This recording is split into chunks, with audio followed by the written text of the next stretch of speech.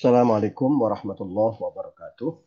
Bapak dan Ibu semua, baik fasilitator provinsi, yang daerah juga, barangkali ada yang mau bertugas.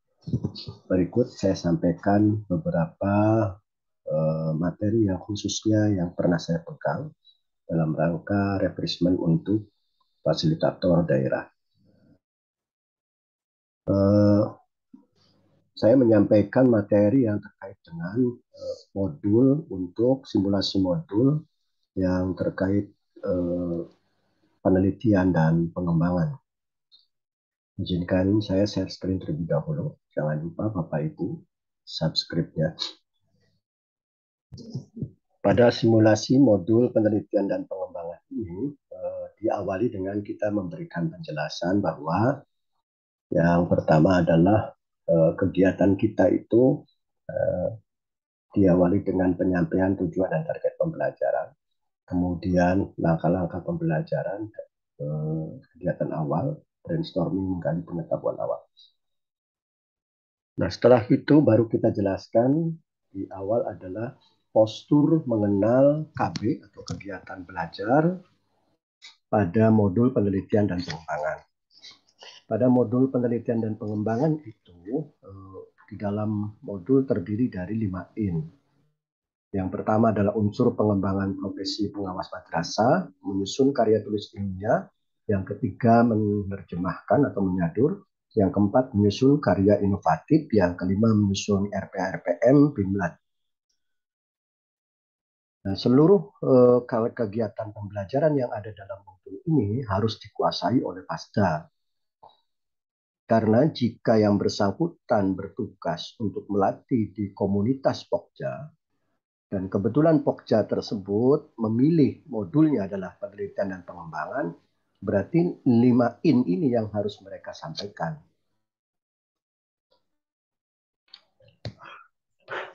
Itu yang pertama. Berikutnya kegiatan on-nya nanti di buku atau di modul itu adalah kegiatan on 1 menyusun proposal penelitian atau boleh memilih dengan B menyusun laporan best practice. Nah, kita sepakat bahwa untuk di komunitas itu lebih kita arahkan pada penyusunan laporan best practice untuk kegiatan on 1-nya. Nah, on 2-nya adalah menyusun RPA, BIMLAT, kemudian menyusun RPM, BIMLAT, menyusun RPA juga untuk BIMLAT, dalam menyusun best practice, tuh lebih fokus kan sekarang. D-nya menyusun RPM untuk BIMLAT, profesionalisme kepala madrasah dalam menyusun best practice.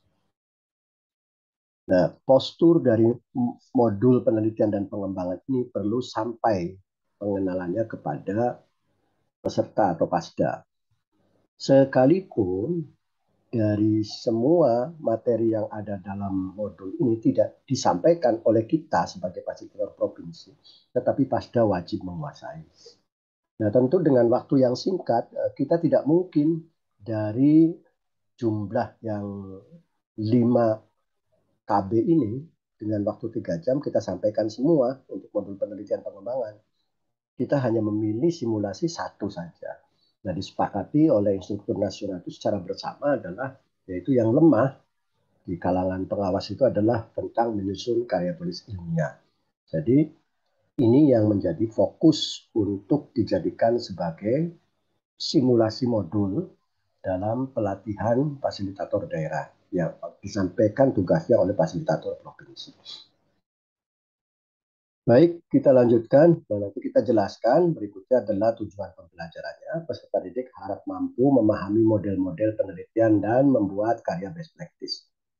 Jadi pilihan modulnya adalah penyusunan karya tulis ilmiah, tetapi nanti di ujungnya adalah tentang kemampuan untuk pasca tentang best practice. Berikutnya adalah indikator pencapaian kompetensi ini, mengenal jenis dan model penelitian, kemudian mengidentifikasi perbedaan jenis penelitian kualitatif dan kuantitatif. Yang ketiga, menyusun kerangka dasar best practice. Dan yang keempat, menyusun laporan best practice. Nah, kegiatan ini selama 3 jam Ada kegiatan awal 20 menit, kegiatan inti 150 menit, kegiatan akhir 10 menit. Baik, kemudian setelah selesai kita menjelaskan ini, baru kita masuk ke penjelasan bahwa concern kita pada simulasi modul ini adalah KB yang dipilih menyusun karya tulis ilmiah atau penelitian. Awali dengan brainstorming, apakah yang dimaksud dengan penelitian? Pertanyaan ini diberikan kepada Pasda, kira-kira sekitar 2 atau 3 orang memberikan jawaban. Setelah 2 atau 3 orang memberikan jawaban, baru kita kasih penguatan. Nah, kita berikan penjelasan bahwa penelitian itu merupakan rangkaian kegiatan ilmiah yang sistematis untuk menemukan jawaban yang mendekat dan kepada kebenaran mengenai permasalahan atas dasar penalaran yang rasional dan logis, serta adanya dukungan dari fakta empiris. Ini menurut Kerlinger 1973. Nah, dalam referensi ini boleh saja Bapak Ibu merujuk pada pengertian yang lain boleh. Jadi nanti di PowerPoint yang slide halaman ini boleh diganti oleh Bapak Ibu. Tetapi kita tidak sekedar membacakan, tetapi perlu memberikan penegasan bahwa yang dimaksud dengan penelitian itu di sini diberikan ketegasan merupakan kegiatan ilmiah, proses ilmiah. Nah, proses ilmiah itu yang bagaimana? Yang sistematis untuk menemukan apa jawaban. Artinya bahwa penelitian itu pasti diawali dari permasalahan. Nah, permasalahan tersebut butuh sebuah jawaban. Nah, proses jawabannya itu harus dilakukan melalui kegiatan ilmiah yang sistematis dengan proses penalaran rasional, logis, dengan fakta empiris. Nah, jika kita mau memberikan penguatan kepada Pasda, boleh kita ambil kata kunci yang mendekati kebenaran.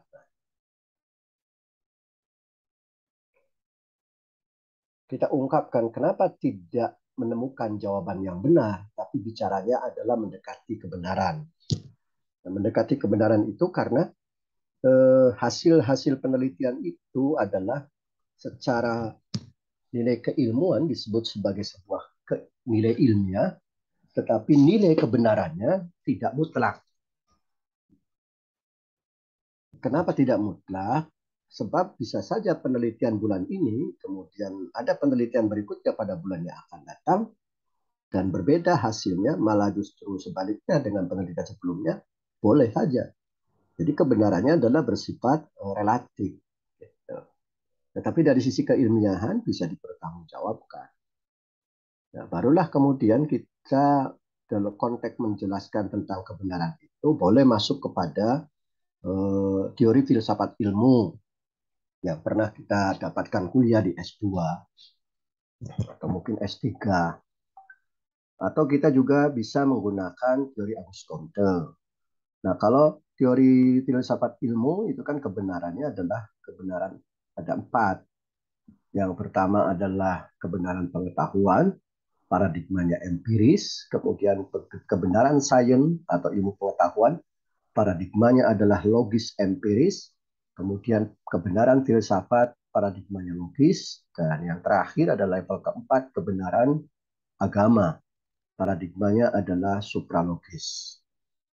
Dan intuisi, nah, itu yang menjadi catatan penting dalam penguatan tentang penelitian. Kemudian kita masuk ke LK1. Nah, LK1 peserta diberikan penjelasan bahwa peserta diminta untuk menyusun puzzle, diagram tahapan pokok metode ilmiah yang mendasari langkah-langkah penelitian. Nah, puzzle-nya seperti ini. Kasih penjelasan kepada peserta bahwa jumlah puzzle-nya ada 12, tetapi yang diminta hanya 7 puzzle yang digunakan. Mereka bisa bekerja sama secara kelompok, ditulis di kertas plano. Ada catatan yang penting perlu disampaikan kepada peserta di pasca itu. Ketika menyusun puzzle ini, menggunakan alur, kayak model SOP. Jadi diagram alur atau diagram alir. Jadi bukan hanya sekedar menulis, tetapi menggunakan diagram alur. Setelah dia membuat kelompok mereka masing-masing, mau dipresentasikan silakan, mau dipajangkan saja juga silakan, tidak masalah. Kemudian baru kita lakukan penguatan. Nah, ini sudah masuk LK1 ya. Kita lakukan penguatan. Penguatannya seperti ini, kita berikan penjelasan bahwa kegiatan ilmiah atau yang disebut dengan tahapan pokok metode ilmiah itu diawali dengan adanya masalah. Nah, setelah ada masalah tentu dirumuskan. Nah, ketika masalah itu muncul, maka perlu diselesaikan sesuai dengan kegiatan ilmiah itu. Untuk menyelesaikan masalah tentu butuh kajian teori. Kajian teori itu bisa diambil dari referensi, pendapat orang, dan banyak ragamnya. Dengan kajian teori itu, kemudian paling tidak kita bisa menduga solusinya seperti apa dan penyelesaiannya bagaimana. Maka muncullah yang disebut dengan tahapan berikutnya, pengajuan hipotesis. Hipotesis itu memperkirakan atau menduga. Nah, hipotesis itu dugaan sementara, perlu dibuktikan. Karena dia perlu dibuktikan, maka perlu langkah-langkah kegiatan ilmiah diawali dengan pengumpulan data. Nah, pengumpulan data itu dapat dilakukan dengan berbagai macam teknik. Bisa dengan teknik observasi atau pengamatan, bisa dengan teknik angket atau instrumen, menggunakan instrumen, bisa wawancara, studi dokumen, dan lain sebagainya. Setelah data itu dikumpulkan, tentu perlu dilakukan sebuah analisis. Nah, ketika sudah data dikumpulkan dengan berbagai macam teknik tadi, kemudian dilakukan analisis.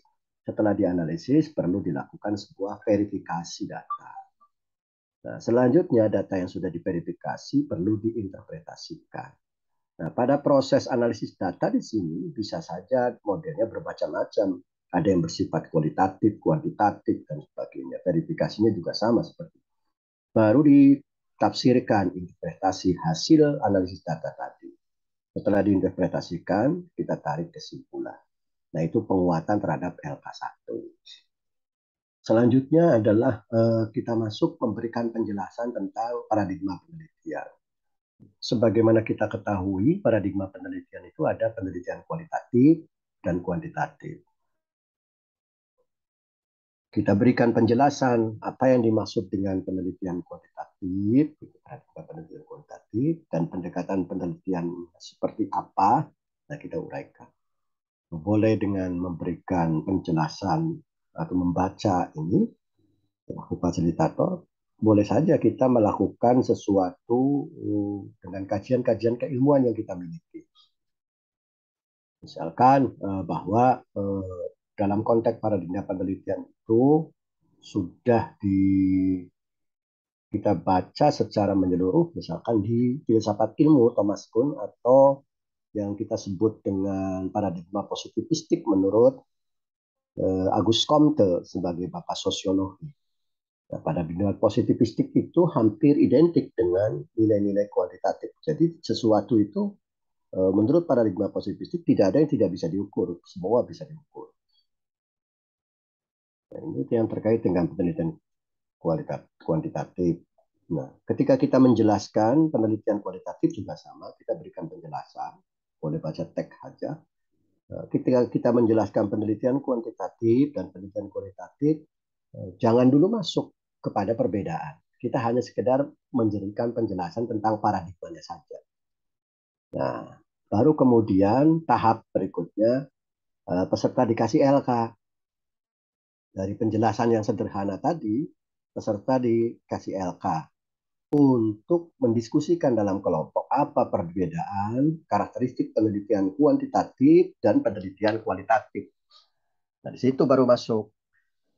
Silakan mereka berdiskusi. Formnya untuk LK2-nya adalah seperti ini. Dari di sisi desain, kalau kuantitatif bagaimana, kualitatif bagaimana, dari sisi tujuan bagaimana. Nanti peserta mengisi ini itu dalam bentuk itu saja, mau dalam bentuk apa, soft filenya mereka isi. Nah, soft filenya kan sudah disiapkan di LK itu yang seperti ini soft filenya. Bentar.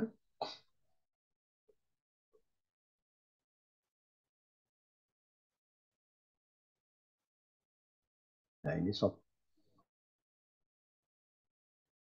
filenya seperti ini, dan itu soft filenya seperti ini. Oke. Nah, ini sebutannya adalah LK1, bahan bacaan 1, LK1, suruh mengisi. Nah, sudah selesai mengisi, silakan diskusi. Mau dipresentasikan boleh, kemudian kalau misalkan cukup dipajangkan saja boleh, tidak ada persoalan. Ya, lebih bagus sih dipresentasikan begitu, supaya lebih jelas. Tapi kalau melihat menghemat waktu, kita cukup mempresentasikan satu kelompok saja. Nah, baru kemudian setelah masuk LK2 sudah selesai, kita tahap berikutnya ke penguatan. Nah, ini penguatannya dengan menggunakan membaca bahan bacaan 1. Nah, membaca bahan bacaan 1 itu tentang tadi penelitian kualitatif dan kuantitatif, perbedaannya seperti apa. Jadi mereka diberi bacaan saja, cukup membaca 5 menit, tidak usah kita menjelaskan. Yang seperti ini untuk penguatannya. Nah, ini penguatannya. Perbedaan karakteristik penelitian kualitatif dan kuantitatif. Nah, itu dipersilahkan, mereka suruh baca, ini lembarannya kita kasihkan. Setelah selesai 5 menit, dia membaca untuk mengetahui pemahaman antara penelitian kuantitatif dan kualitatif dari berbagai macam aspek. Baru kemudian kita masuk ke slide berikutnya. Nah, slide berikutnya itu adalah terkait dengan penjelasan tadi penelitian, mengkaji 3 jenis penelitian karya, 3 jenis karya ilmiah.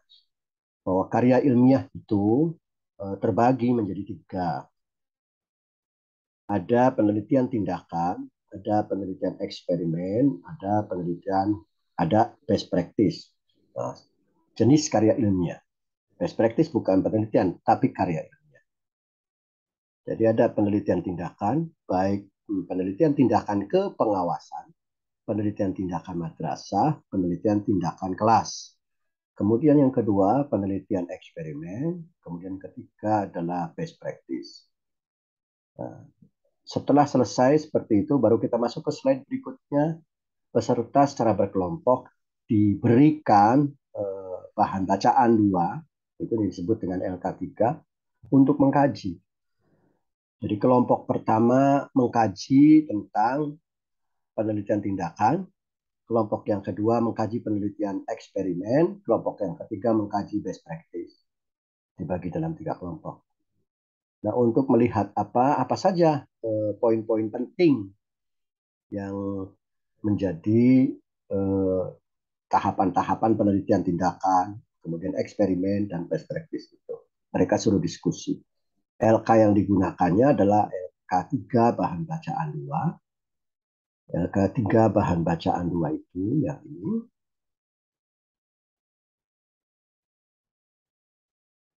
Nah, ini bahan bacaan 2. Konsep penelitian di dalamnya itu sudah ada tentang penelitian tindakan, kemudian penelitian eksperimen, dan penelitian yang terkait dengan best practice. Nah, mereka sudah diskusi di kelompok apa poin-poin penting penelitian tindakan itu, apa poin-poin penting yang menjadi penelitian eksperimen itu, dan apa poin-poin penting dalam best practice itu. Nah, kalau ada kesempatan waktu, kemudian dipersilahkan untuk dipresentasikan atau ditulis di kertas plano boleh. Boleh juga diketik, kemudian langsung ditayangkan, dipresentasikan. Kita lihat situasi waktunya saja. Boleh bekerja sama secara kelompok menggunakan kertas plano ditulis boleh, tapi barangkali memakan waktu lama, lebih baik diketik saja kemudian langsung presentasikan. Kalau di kertas plano berarti ditulis, pajangkan. Nah, setelah selesai itu baru kemudian kita masuk berikutnya, tadi kan LK3. Nah, baru kita menjelaskan terkait dengan fokus. Kali ini simulasi modul adalah tentang eh, masalah penelitian karya ilmiah, tapi difokuskan masuk kepada best practice, Pak. Tadi kan tujuannya adalah peserta diharapkan bisa menulis best practice. Fokus pada karya tulis best practice. Mas, jangan keliru, bukan penelitian best practice, tapi karya tulis best practice. Nah, pertanyaan awal kita berikan penjelasan kepada peserta melalui kegiatan brainstorming itu. Apa yang dimaksud dengan best practice? Satu, dua orang, tiga orang menjawab. Setelah selesai itu baru kita lakukan penguatan. Penguatannya seperti ini, diberikan penjelasan bahwa best practice itu merupakan naskah karya tulis pengawas sekolah yang berisi urian ide gagasan atau pengalaman nyata pengawas sekolah dalam upaya mengatasi berbagai macam masalah pendidikan formal, pengawasan yang ada di sekolah-sekolah dalam wilayah binaan. Ada penekanan penting yang perlu Bapak Ibu sampaikan ke Pasda terkait dengan best practice itu. Yaitu best practice itu kan praktek yang baik. Jadi praktek yang baik itu adalah pengalaman nyata yang pernah dilakukan oleh pengawas yang sudah teruji. Nah, bahwa dalam pengalaman nyata yang sudah teruji itu bisa saja diperoleh dari hasil penelitian eksperimen, bisa diperoleh dari hasil penelitian tindakan. Kemudian kita lihat dari hasil penelitian tindakan, ternyata nilainya bagus. Nah, itu bisa dijadikan sebagai best practice. Jadi seorang pengawas itu ketika dia menulis sebuah karya penelitian tindakan kepengawasan, bisa masuk 3 kategori karya ilmiah. Satu, nilai angka kredit terkait dengan penelitian tindakan kepengawasannya. Yang kedua, penelitian tindakan kepengawasan itu kemudian oleh oleh pengawas dirangkum, masuk dalam sebuah tulisan di jurnal, itu angka kredit lagi di jurnal. Kemudian kita membuat best practice dari penelitian tindakan tadi dengan deskripsi tertentu sesuai dengan aturan best practice, masuk lagi namanya best practice, karya ilmiah best practice. Jadi 3 yang bisa diperhitungkan angka kreditnya. Nah, sekaligus kita juga bisa menjelaskan perbedaan signifikan. Jadi bahwa dalam laporan karya tulis ilmiah best practice itu di dalamnya bisa saja dihasilkan dari penelitian eksperimen dan penelitian tindakan. Tetapi dalam penelitian tindakan dan penelitian eksperimen di dalamnya belum tentu tidak bisa merupakan hasil best practice. Nah, itu aja perbedaan yang paling signifikan ketika Bapak memberikan penjelasan terkait dengan perbedaan ini karakteristik. Nah, kalau lebih ingin menguatkan lagi tentang penelitian eksperimen dan penelitian tindakan, kemudian best practice, bisa Bapak berikan penjelasan eksperimen itu seperti apa yang kalau kita jelaskan kan ada 4 pokok desainnya. Gitu. Dan itu bahan bacaannya sudah saya sampaikan di sini. Kalau ingin ada penguatan, ternyata ada peserta yang bertanya tentang eksperimen. Nah, itu bisa kita lakukan dengan penguatan yang terkait dengan penelitian eksperimen. Jadi eksperimen itu ada 4. Pertama adalah pre-experimental design, kemudian true experimental design, kemudian yang ketiga factorial design, kemudian baru quasi-experimental design. Nah, pada pre-experimental design itu penelitian yang tidak menggunakan variabel kontrol. Jadi hanya menggunakan pre-test dan post-test saja. Sedangkan true experimental design ada variabel kontrol. Variabel kontrol. Maka diwajibkan di situ karena menggunakan variabel kontrol, sampel populasinya juga harus menggunakan tekniknya adalah teknik random sampling secara acak. Nah, ketiga, ini factorial design. Factorial design ini pengembangan dari true experimental design. Bukan hanya variabel kontrol, tetapi juga dibutuhkan variabel moderat. Baru yang keempat adalah quasi experimental design. Nah, ini hampir merupakan pengembangan juga dari true experimental design. Namun desainnya cenderung sulit untuk dilaksanakan. Jadi dipakainya ini karena pelaksanaan sulit memperoleh kelompok kontrol yang didapatkan hanya dipakai dalam untuk penelitian saja. Jadi tidak bisa berfungsi secara penuh kelompok kontrolnya. Itu di quasi experimental design. Kalau Bapak Ibu ingin melakukan penguatan di penelitian eksperimen. Tapi kalau enggak, ya kita lanjut saja di PowerPoint yang tadi. Kita lagi fokus kepada best practice. Maksud saya mengantisipasi kalau misalkan ada peserta yang bertanya di mana inti pokok perbedaan best practice itu dengan penelitian eksperimen atau penelitian tindakan. Jadi kata kuncinya adalah bahwa hasil karya tulis best practice itu bisa diperoleh dari hasil penelitian tindakan atau penelitian eksperimen. Tetapi dalam penelitian eksperimen dan penelitian atau penelitian tindakan tidak bisa kita dari merujuk pada best practice. Nah, itu saja. Nah, baru berikutnya adalah LK4. LK4 kita membagikan contoh best practice. Masih dalam 3 kelompok tadi. Mau 3 kelompok, mau 4 kelompok boleh. Kita kasih LK contoh best practice. Nah, peserta itu secara berkelompok dia menganalisis dari best practice tadi, dia membaca contoh best practice secara individu, hasilnya dikaji, diskusikan, kemudian tulis di dalam kertas pano boleh, mau diketik juga boleh. Ciri-ciri atau karakteristik dalam penulisan best practice. Nah, yang mana contoh dari best practice-nya sudah ada itu di dalam satu paket yang saya berikan tentang contoh best practice-nya. Ini penguatan best practice nanti. Nah, ini di LK4. Oh, itu di LK4 ya. Di LK4 ini adalah contoh best practice. Jumlah halamannya 24 sedikit. Nah, mereka biarkan secara berkelompok mengkaji mana unsur-unsurnya sudah terpenuhi atau belum, apakah ini best practice-nya di mana, karakteristiknya bagaimana, ya biarkan.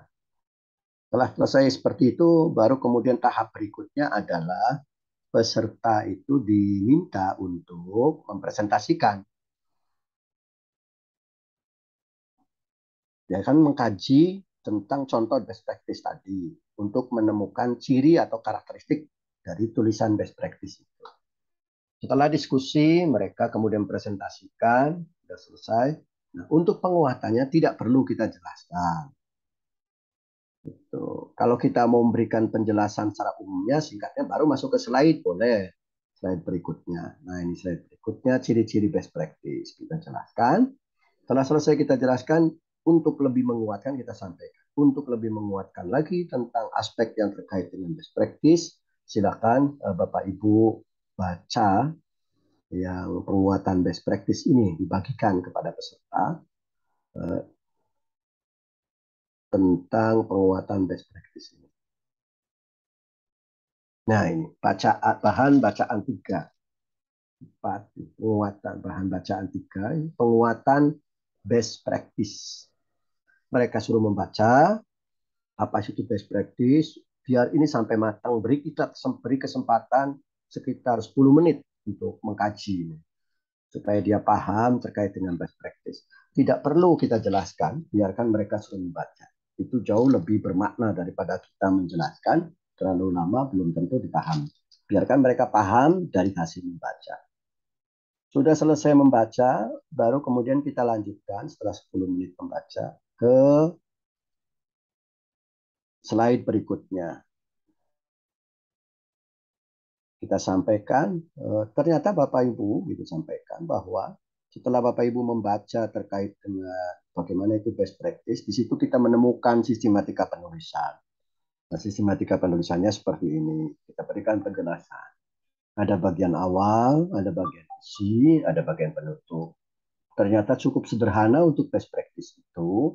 Dalam bagian isi hanya dibutuhkan pendahuluan, tinjauan pustaka, dan pembahasan. Sangat berbeda dengan penelitian. Jadi best practice itu bukan penelitian, tapi karya tulis ilmiah. Karya tulis ilmiah itu ada yang berupa dari penelitian, ada juga yang tidak merupakan hasil penelitian. Tapi bahwa ketika kita menulis best practice, itu bisa saja diperoleh dari hasil penelitian. Karena pengalaman terbaik. Setelah selesai, kita memberikan penguatan terhadap sistematika penulisan best practice. Baru kemudian kita masuk peserta dibaca untuk membaca terkait dengan best practice tadi, 10 menit tadi yang sudah saya sampaikan. Kemudian masuk ke LK5, peserta diberi tugas untuk menulis best practice secara singkat. Jadi ini kerjaan individu. Dia suruh menulis best practice selama sesi yang terkait dengan simulasi modul penelitian dan pengembangan itu belum berakhir. Mulai dari judul dulu, kemudian sampai pendahuluan, pokoknya seadanya, semampunya. Ketika waktunya sudah habis, harus masuk ke sesi berikutnya, maka jadikan ini PR. Nah, diselesaikan PR tersebut, kapan laporannya? Laporannya paling lambat setelah kegiatan ini selesai. Untuk apa? Satu, buat mereka latihan. Yang kedua, untuk bahan penilaian. Karena setiap fasilitator itu, sebenarnya narasumber, wajib memberikan penilaian kepada setiap peserta. Nah, itu yang bisa dijadikan dasar. Nah, kemarin mah karena saya bertugas setelah kegiatannya sampai tanggal 14, ya paling lambat tanggal 14 begitu. Nah, ini boleh dirubah oleh Bapak Ibu. Dikirim via WA grup nggak apa-apa. Terakhir, ketika mau penutup sesi ini, kita berikan penjelasan, refleksi, dan evaluasi. Apa yang saudara pahami setelah mempelajari materi ini, satu dua orang. Kemudian pengalaman penting apa manfaat materinya. Nah, kalau Bapak Ibu misalkan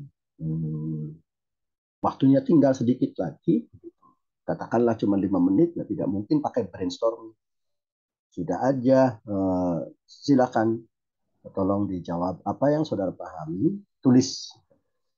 Nanti dikumpulkan di kertas lembar. Kumpulkan itu sebagai refleksi dan evaluasi.